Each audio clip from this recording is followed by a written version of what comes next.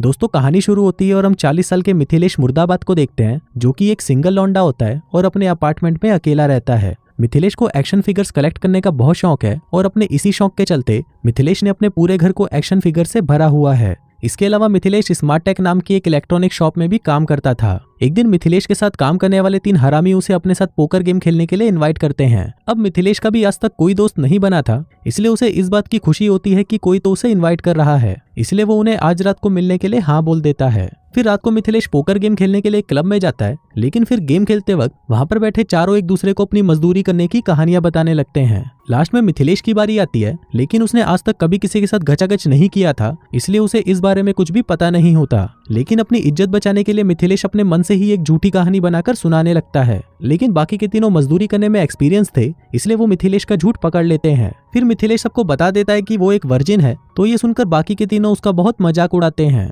फिर मिथिलेश वहां से भागता हुआ अपने घर आ जाता है और सोचता है कि कल तो ये सभी लोग इस बारे में भूल जाएंगे। फिर अगले दिन जब मिथिलेश स्टोर में जाता है तो वो देखता है कि उसकी वर्जिन होने वाली बात जंगल में लगी आग की तरह पूरे स्टोर में फैल चुकी है। यहाँ तक कि उसकी बॉस पावला को भी इस बारे में पता चल चुका था। इसके बाद एक बुढ़ा अंकल मिथिलेश के पास आता है और उसे दिलासा देते हुए कहता है कि इस उम्र में वर्जिन होना कोई बड़ी बात नहीं। बेटा तुम्हारी उम्र है ही कितनी, 25 साल। तभी मिथिलेश बोलता है कि अंकल मैं 40 साल का हूँ। ये सुनकर उस बुढ़े की भी सटक जाती है और वो उसे कहता है कि भोसड़ी के तुझ पर धिक्कार है। मैं सुबह ही 10 लड़कियों को रगड़ कर आया हूँ और तूने आज तक एक लड़की को भी नहीं रगड़ा। अब ये सुनकर मिथिलेश निराश हो जाता है और भागते हुए शॉप से बाहर निकल जाता है। फिर मिथिलेश शर्म के मारे अपनी जॉब क्विट करने ही वाला होता है, पर तभी वहां पर एंटमैन आ जाता है और उसे कहता है कि अभी भी कुछ नहीं बिगड़ा, तुम्हें एक बार तो मजदूरी करने का ट्राई करना चाहिए। अब मिथिलेश को भी उसकी ये बात अच्छी लगती है और वो एंटमैन की बात मान जाता है। फिर रात को सोते वक्त मिथिलेश को याद आता है कि उसने पहले भी कई बार लड़कियों के साथ मजदूरी करने का ट्राई किया है, पर कभी भी वो अपने इस महान काम को पूरा कर ही नहीं पाया। अगले दिन हम देखते हैं कि वो तीनों हरामी अब मिथिलेश के दोस्त बन जाते हैं, जिसके बाद वो तीनों कसम खाते हैं कि मिथिलेश का किसी लड़की के साथ तो खाता खुलवा कर ही रहेंगे। इसके लिए वो चारों रात को क्लब जाते हैं और वहां पर सबसे पहले कालिया मिथिलेश को लड़की पटाने की टेक्निक सिखाता है। कालिया कहता है कि क्लब में जो भी लड़की सबसे ज्यादा नशे में है उससे जाकर बात करो, फिर उसे पटा लो, फिर पूरी रात उसके साथ पलंग तोड़ मजदूरी करो। फिर मिथिलेश भी उसकी बात मानकर एक लड़की के पास जाता है और उसे मजदूरी करने के लिए पटा लेता है। लेकिन वो लड़की क्लब से निकलने से पहले बहुत सारी ड्रिंक कर लेती है, जिसके बाद कार में मजदूरी करते वक्त वो मिथिलेश के ऊपर ही उल्टी कर देती है, जिससे मिथिलेश का ये कार्यक्रम शुरू होने से पहले ही खत्म हो जाता है। अगले दिन मिथिलेश के दोस्त मिथिलेश को लेकर काफी खुश हो रहे होते हैं, क्योंकि उनको लग रहा था कि कल रात को तो मिथिलेश ने अपना खाता खोल ही दिया होगा। लेकिन जब मिथिलेश उनको अपनी कल रात की दुख भरी दास्तां बताता है तो ये सुनकर उसके दोस्त सोचते हैं कि इस चूतिए का कुछ नहीं होगा। इसके बाद वो तीनों फिर से मिथिलेश की मदद करने की कोशिश करते हैं। वो देखते हैं कि स्टोर में एक लड़की आई है, तो वो उस लड़की को अटेंड करने के लिए मिथिलेश को बोलते हैं। उस लड़की का नाम चंपा चमेली होता है और जब मिथिलेश उससे बात करने लगता है तो चंपा चमेली को वो काफी पसंद आता है, जिसके बाद वो जाने से पहले मिथिलेश को अपना नंबर देकर जाती है। अब मिथिलेश ये देखकर बहुत खुश था कि पहली बार किसी लड़की ने उसे अपना नंबर दिया था। इसके बाद कालिया मिथिलेश के पास आता है और उसे बोलता है कि तुम्हें अपने लुक्स और पर्सनैलिटी पर भी काम करना चाहिए। इसके लिए कालिया मिथिलेश को एक ब्यूटी पार्लर लेकर जाता है, जहां उसकी वैक्सिंग होती है। फिर मिथिलेश अपनी शर्ट उतारता है तो उसके चेस्ट पर बहुत सारे बाल होते हैं।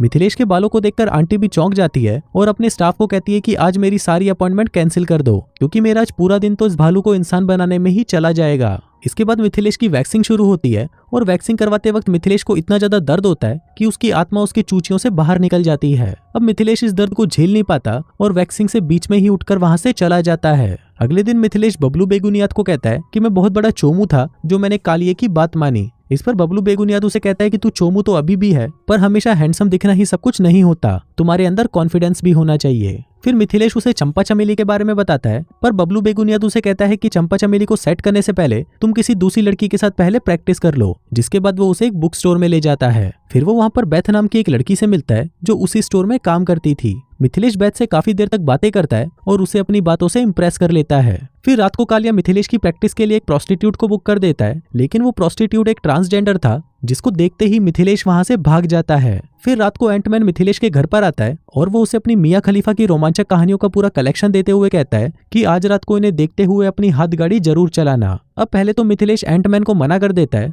और कहता है कि मुझे ये सब नहीं देखना, लेकिन फिर एंटमैन के जाते ही मिथिलेश उन्हें चलाकर देखने लगता है। फिर कुछ देर तक देखने के बाद मिथिलेश को ये अच्छा नहीं लग रहा था, इसलिए वो उसे चेंज कर देता है और भाईजान की ट्यूबलाइट फिल्म लगा लेता है। अगले दिन मिथिलेश चंपा चमेली को डेट पर ले जाने के लिए कॉल करता है, लेकिन उसमें इतना कॉन्फिडेंस नहीं था कि वो उससे बात कर पाए, इसलिए वो फोन काट देता है। अब ऐसे ही कुछ दिन बीत जाते हैं और फाइनली मिथिलेश भी चंपा चमेली को डेट पर चलने के लिए पूछ लेता है। फिर रात को दोनों एक रेस्टोरेंट में डिनर करते हैं और डिनर के बाद चंपा चमेली मिथिलेश को अपने घर ले जाती है, जिसके बाद वो दोनों वहां पर मजदूरी करने का प्रोसेस स्टार्ट करने लगते हैं। अब मिथिलेश को तो मजदूरी करना आता नहीं था, इसलिए जब चंपा चमेली मिथिलेश को उसके छोटे पप्पू पर प्रोटेक्शन लगाने के लिए कहती है तो मिथिलेश इस काम को भी अच्छे से नहीं कर पाता और 10-15 प्रोटेक्शन ऐसे ही खराब कर देता है। इसके बाद वो दोनों वापस मजदूरी करने का प्रोसेस स्टार्ट करने ही वाले होते हैं कि तभी वहां पर चंपा चमेली की बेटी रोजमेरी मार्लो अपने बॉयफ्रेंड के साथ आ जाती है। वो बिस्तर पर पड़े हुए प्रोटेक्शंस को देखकर सोचने लगती है कि उसकी माँ ने मिथिलेश के साथ मजदूरी के 10-15 राउंड तो पहले ही खेल लिए और अभी वो और खेलना चाहती है। लेकिन इस पर चंपा चमेली उसे समझाती है कि उनके बीच में ऐसा कुछ नहीं हुआ और वो उनके सामने बहुत एम्बेरेस फील करती है। तभी वहां पर मिथिलेश भी चुपचाप बिस्तर से खड़ा होता है और अपने कपड़े लेकर वहां से चला जाता है। फिर अगले दिन जब कालिया और बबलू बेगुनियाद मिथिलेश से उसकी डेट के बारे में पूछते हैं तो मिथिलेश उन्हें बताता है कि चंपा चमेली के 2 बच्चे हैं, उनमें से एक बच्चे की शादी हो चुकी है और उसका भी एक बच्चा है। अब ये बात सुनकर वो दोनों मिथिलेश का बहुत मजाक उड़ाते हैं और उसको बोलते हैं कि तुम तो एक दादी अम्मा को डेट कर रहे हो। फिर कालिया मिथिलेश को ऐसी फैमिली वाली औरतों से दूर रहने को कहता है, लेकिन मिथिलेश उसकी कोई बात नहीं सुनता। फिर रात को चंपा चमेली और मिथिलेश फिर से डेट पर मिलते हैं और फिर वहां पर वो दोनों प्लान बनाते हैं कि अब वो अपनी 20वीं डेट पर ही मजदूरी करेंगे और तब तक वो मजदूरी से दूर रहेंगे। फिर चंपा चमेली मिथिलेश से उसके फ्यूचर गोल्स के बारे में पूछती है, जिस पर मिथिलेश बोलता है कि वो अपनी एक शॉप खोलना चाहता है, लेकिन उसके पास अभी पैसे नहीं है। इस पर चंपा चमेली उसे बताती है कि तुम्हारे पास जो एक्शन फिगर्स के कलेक्शन है तुम उन्हें ऑनलाइन बेच क्यों नहीं देते, क्योंकि उसके बदले में तुम्हें बहुत अच्छे पैसे मिल जाएंगे। अब ये बात मिथिलेश को भी बहुत अच्छी लगती है और वो इसके लिए राजी हो जाता है। फिर अगले दिन जब मिथिलेश स्टोर पर काम कर रहा होता है तभी उसके पास चंपा चमेली का कॉल आता है और वो उसे जल्दी से अपने घर पर आने के लिए बोलती है। फिर मिथिलेश भागता हुआ चंपा चमेली के घर पहुंचता है और वहां वो देखता है कि वहां पर रोजमेरी मार्लो चंपा चमेली के साथ बहस कर रही होती है। वो कहती है कि मुझे भी अपने बॉयफ्रेंड के साथ मजदूरी करनी है क्योंकि मेरे कॉलेज की सभी लड़कियां ये कर चुकी हैं, इसलिए मुझे भी करना है। तभी इस पर चंपा चमेली उसे अपने कॉलेज लाइफ का एग्जाम्पल देते हुए बताती है कि मैं भी कॉलेज टाइम में अपनी जादुई गुफा में किसी भी अलादीन को घुसा लेती थी, जिस वजह से मुझे बाद में बहुत प्रॉब्लम हुई। लेकिन रोजमेरी मार्लो चंपा चमेली की कोई बात नहीं सुनती और कहती है कि मुझे तो मजदूरी करनी ही है। फिर मिथिलेश चंपा चमेली से कहता है कि मैं इससे बात करता हूँ, जिसके बाद वो उसे एक थेरेपिस्ट के पास ले जाता है। फिर वहां पर जब रोजमेरी मार्लो बताती है कि वो एक वर्जिन है तो ये बात सुनकर वहां बैठे सभी लोग उसका मजाक उड़ाते हैं। लेकिन तभी मिथिलेश भी कहता है कि मैं भी एक वर्जिन हूँ, लेकिन कोई भी उसकी बात पर विश्वास नहीं करता। फिर घर आते हुए मिथिलेश रोजमेरी मार्लो को कहता है कि वो उसकी ये वर्जिन वाली बात उसकी मॉम को ना बताए। फिर रोजमेरी मार्लो उससे पूछती है कि तुम ये बात मॉम को कब बताओगे, तो इस पर मिथिलेश कहता है कि मैं जल्दी ही उसको सब कुछ बता दूंगा। फिर रात को चंपा चमेली और मिथिलेश चंपा चमेली के कहने पर उसके सारे एक्शन फिगर्स को बेचने के लिए पैक कर रहे होते हैं। लेकिन तभी चंपा चमेली के अंदर ठरक जागने लगती है और वो मिथिलेश से कहती है कि आज तो तुम्हें इस तड़पती मछली की प्यास बुझानी ही होगी, और ये बोलकर वो उसके साथ मजदूरी करना शुरू कर देती है। लेकिन मिथिलेश अभी ये सब करने के लिए रेडी नहीं था, इसलिए वो चंपा चमेली से कहता है कि पहले हमें इन सभी टॉयज को पैक कर लेना चाहिए, नहीं तो ये खराब हो जाएंगे। अभी सुनकर चंपा चमेली को गुस्सा आ जाता है और वो मिथिलेश को कहती है कि भूखड़ी के मैं तेरे साथ मजदूरी करने के लिए तड़पी जा रही हूँ और तुझे अपनी इन टॉयज की पड़ी है, जा इन टॉयज को अपनी गांड में डाल ले। और ऐसा बोलकर वो गुस्से में वहां से चली जाती है। फिर कुछ दिन बाद कालिया अपनी वाइफ के प्रेग्नेंट होने की खुशी में एक क्लब में पार्टी रखता है, जिसमें वो अपने सभी दोस्तों को इनवाइट करता है। वहां पर मिथिलेश की मुलाकात एक बार फिर से वो बुक स्टोर वाली लड़की बेथ से होती है। बेथ कुछ देर तक तो मिथिलेश से बातें करती है और फिर वो उसे मजदूरी करने के लिए अपने घर पर ले जाती है। मजदूरी करने से पहले बेथ उसे अपनी कुछ फैंटेसीज के बारे में बताती है, जिसको सुनकर मिथिलेश बहुत घबरा जाता है। फिर बेथ नहाने के लिए बाथटब में जाती है और फिर वहां रखे शावर के हैंडल को अपने मौत के कुएं में डालकर खुद को मजे देने लगती है। अब ये सब देखकर मिथिलेश को बहुत अजीब लगता है और वो बाथरूम से बाहर आ जाता है। तभी वहां पर उसके तीनों दोस्त भी आ जाते हैं और उसे समझाते हैं कि चंपा चमेली एक बहुत अच्छी लड़की है और तुम्हें उसे खोना नहीं चाहिए। अभी सुनकर मिथिलेश को भी अपनी गलती का एहसास होता है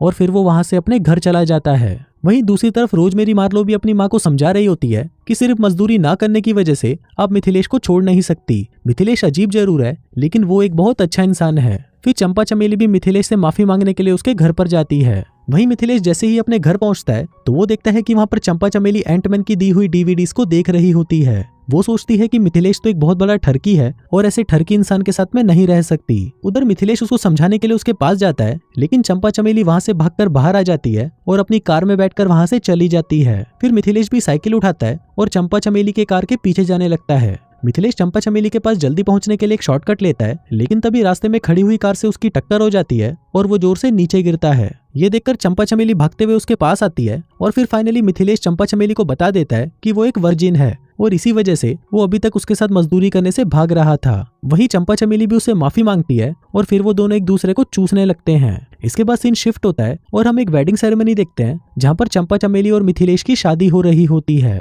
फिर शादी के बाद सुहागरात मनाने के लिए जब वो अपने होटल के कमरे में जाते हैं तो वो देखते हैं कि वहाँ पर ठोकुमल नाम का एक आदमी उनके कमरे की सफाई कर रहा होता है। वो उनको कहता है कि अभी 1 घंटा और लगेगा, जिस पर मिथिलेश उसे कहता है चल ठीक है। फिर उसके जाते ही वो दोनों वहां पर धुआंधार मजदूरी करते हैं। अब 40 साल बाद फाइनली मिथिलेश ने एक लड़की के साथ मजदूरी कर ही ली थी और इसी हैप्पी एंडिंग के साथ ये कहानी यहीं खत्म हो जाती है।